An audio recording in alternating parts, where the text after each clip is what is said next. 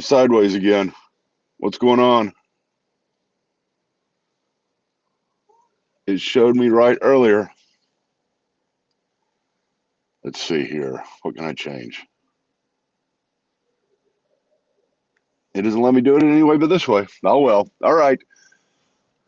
Let's get started. This is Uber Theologian here. This is number 5 on the Uber Theologian list, and I'm out delivering food and delivering theology. So let's get started here. I want to talk about subjectivity and the existence of the soul. This is fascinating. I'm telling you, it's just really exciting, fun to talk about.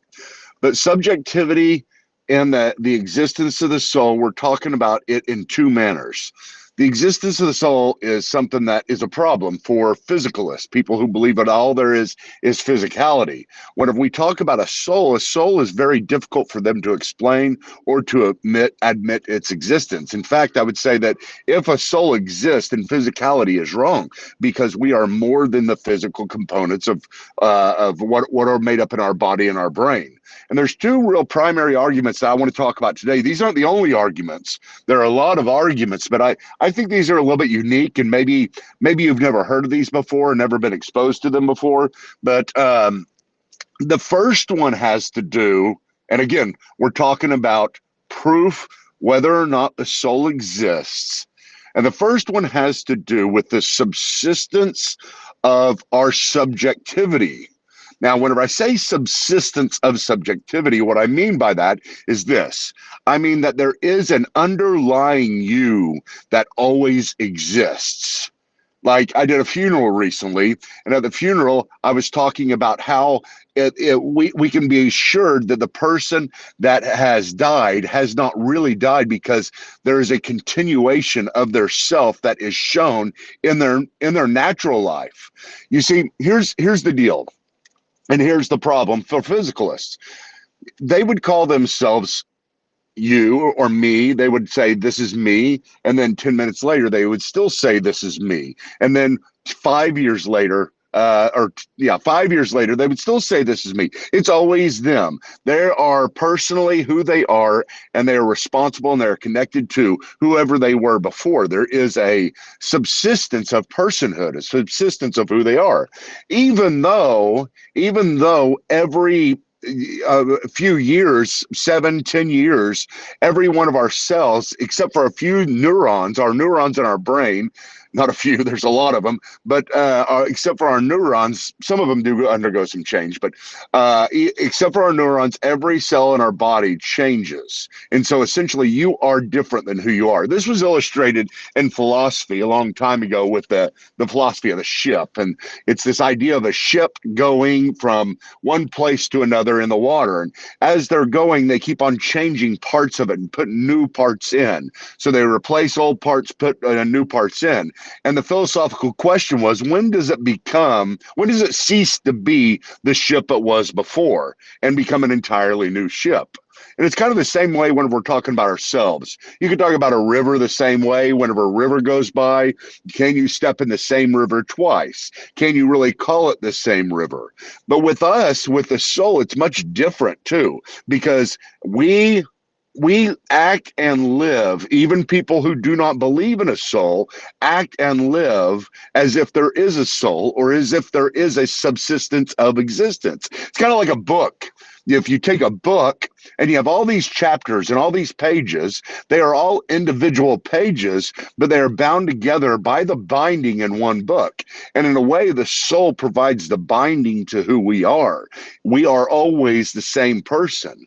If that is true, then we can hold people responsible for things they've done. Because even the neurons in your brain do go through changes where the synapses strengthens and weakens and creates new ones, and the chemicals within the neurons change. So it's, in some sense, everything about you changes. You are not who you were 10 years ago. If you're over 10 years old, you are not who you were physically at all, who you were 10 years ago. So if somebody commits a crime, let's say it was in 2014, now if we say every 10 years or so, it's different for each kind of cell, but let's just say every 10 years, all the cells undergo change.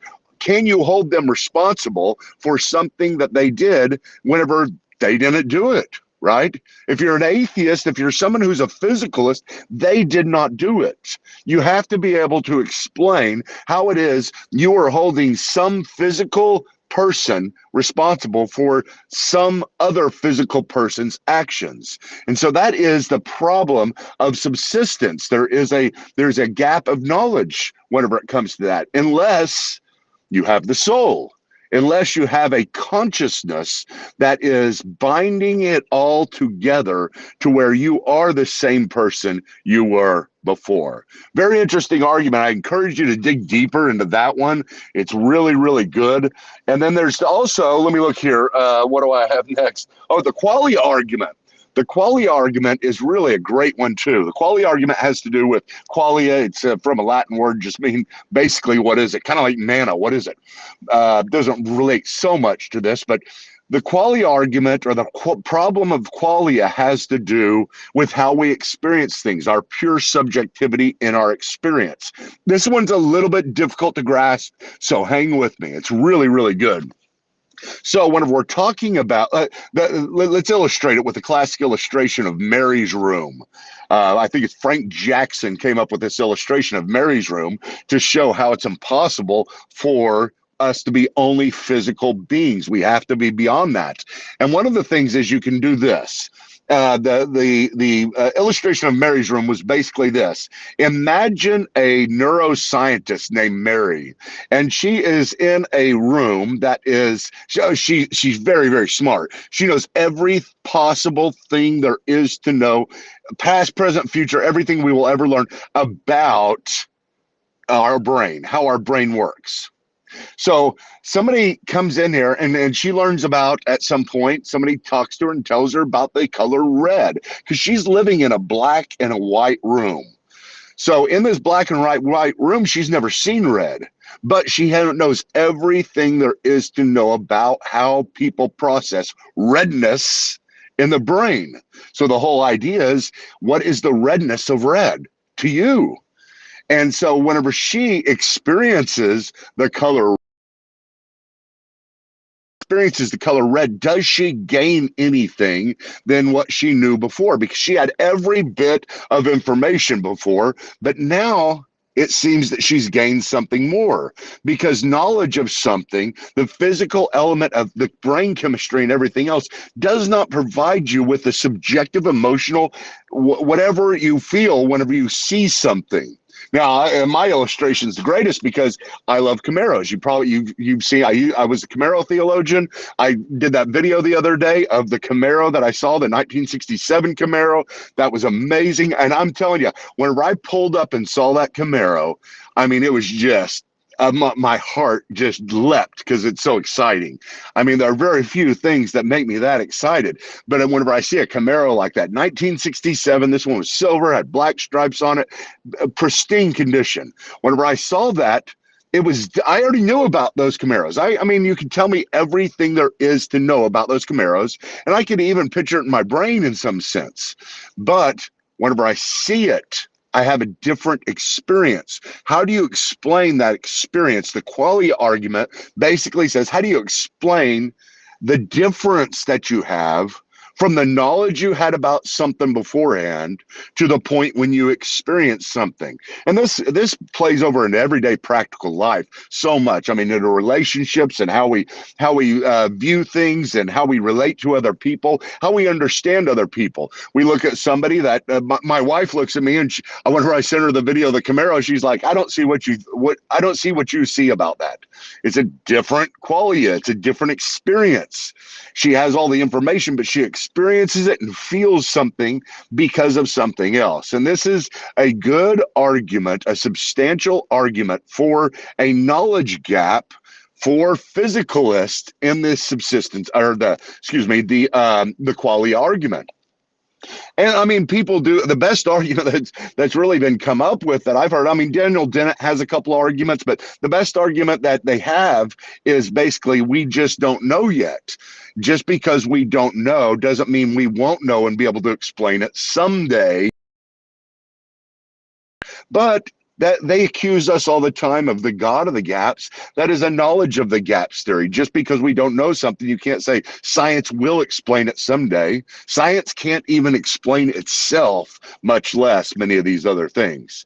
So these are two really good arguments, the subsistence argument and the qualia argument, or sometimes called the Mary's room argument. Those arguments are really, really good, unique arguments whenever you're talking about the existence of the soul that really can't be explained outside of a worldview that does believe in an immaterial self, a binding to the book, something more. You are more than your body. You could go into tons of other arguments, I mean, including near-death experiences, which is one of the biggest ones today. But I love pulling out these older ones, these more, in some sense, more substantial, because you don't have to experience a near-death experience in order to understand this. And you experience it every day. You experience the same you as you were 10 years ago, and you experience the same interaction with items that is different than other people's interaction. And you know that seeing something, being engaged with it personally, is very, very different than just having a knowledge of it. So anyway, guys, I hope this has been good for you. This is the Uber Theologian, part of Credo House Ministries, part of everything else I do. If you want to support, please, please, please go to Patreon. That would be great. We're trying to build a new Credo House, which was a theological coffee house. You wouldn't believe it. You won't believe it. We're going to get it done. Thank you so much. I got to